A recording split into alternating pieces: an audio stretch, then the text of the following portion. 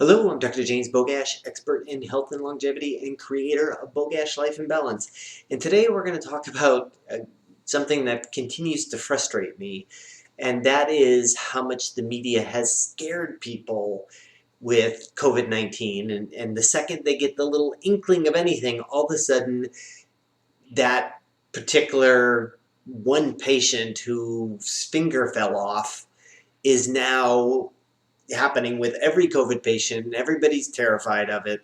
And later we find out that the patient was using a chef's knife and that's how they lost the finger. It had nothing to do with COVID.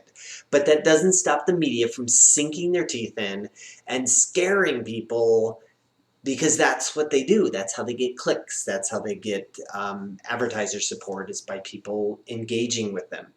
And certainly we have heard nonstop, almost from the beginning, about this heart damage. So it's not just about getting COVID, it's about how much COVID damages the heart and the brain and everything else. Well,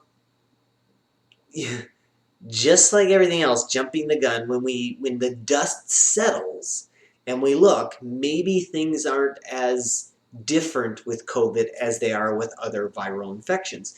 So in this particular study, researchers looked at 243 patients who had severe COVID.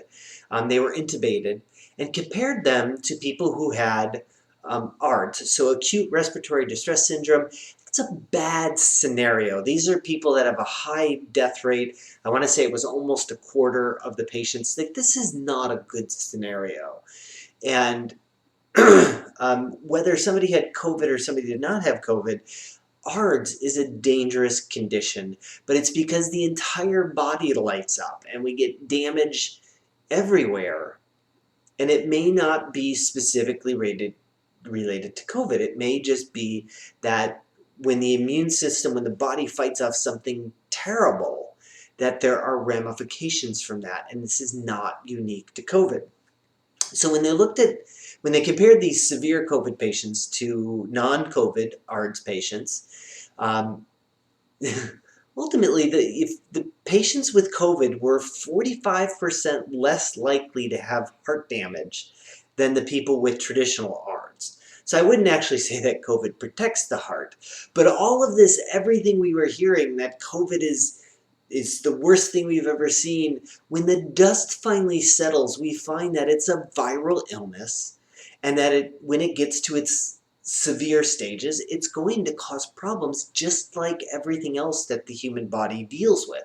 So the damage to the heart in this particular scenario was not related to COVID. It was related to the comorbidities, so the sickness that put somebody there in the first place, and the multi-system organ dysfunction. When things start to go south, all kinds of things in the human body gets damaged.